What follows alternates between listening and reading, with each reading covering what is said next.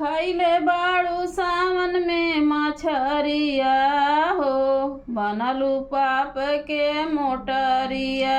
खइले बाड़ू सावन में मछरिया हो, बनलू पाप के गठरिया। खइले बाड़ू सावन में मछरिया हो, बनलू पाप के गठरिया। खइले बाड़ू सावन में मछरिया हो, बनलू पाप के गठरिया। इहो रे मोटरिया तोरो ब्रह्मायगवा खुली है। इहो रे मोटरिया तुअरो ब्रह्मायगवा खुली है। इहो रे मोटरिया तोहर ब्रह्मायगवा खुली है।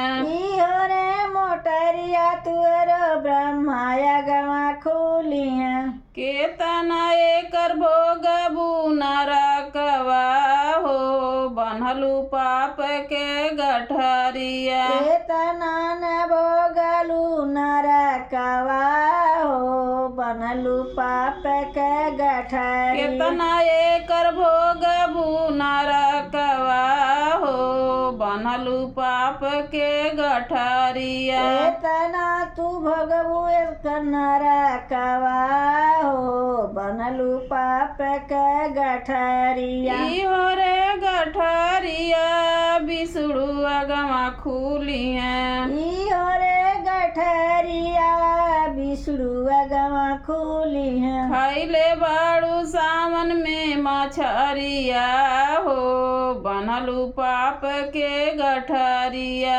खइले बाड़ू सावन में मछरिया हो, बनलू पाप के गठरिया। खइले बाड़ू सावन में मछरिया हो, बनलू पाप के गठरिया। खइले बाड़ू सावन में मछरिया हो, बनलू पाप के गठरिया। इहो गठरिया बिसुड़ू अगवा खुली है। इहो गठरिया बिसुड़ू अगवा खुली है। केतना एकर कटबू नरकवा हो, बनलू पाप के गठरिया। केतना कटलू नरकवा हो, बनलू पाप के गठरिया। केतना एकर कटबू नरकवा हो, बनलू पाप के गठरिया। केतना एकर काटबू नरकवा हो, बनलू पाप के गठरिया। सावन में खइलू मछरिया हो, बनलू पाप के गठरिया। सावन में खइलू मछरिया हो, बनलू पाप के गठरिया। सावन में खइलू मछरिया हो, बनलू पाप के गठरिया। सावन में खइलू मछरिया हो, बनलू पाप के इहो गठरिया।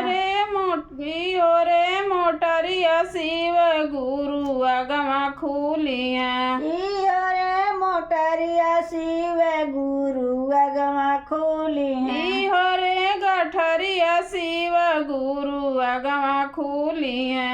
इहो रे गठरिया शिव गुरु अगवा खुली है। शिव गुरु अगवा खुली है, महादेव अगवा खुली है। शिव गुरु अगवा खुली है, महादेव अगवा खुली है। केतना एकर काटी है नरकवा हो, बनलू पाप के मोटरिया। केतना एकर काटी है नरकवा हो, बनलू पाप के मोटरिया। सावन में खइलू मछरिया हो, बनलू पाप के गठरिया। सावन में खइलू मछरिया हो, बनलू पाप के गठरिया। सावन में खइलू मछरिया हो, बनलू पाप के गठरिया। सावन में खइलू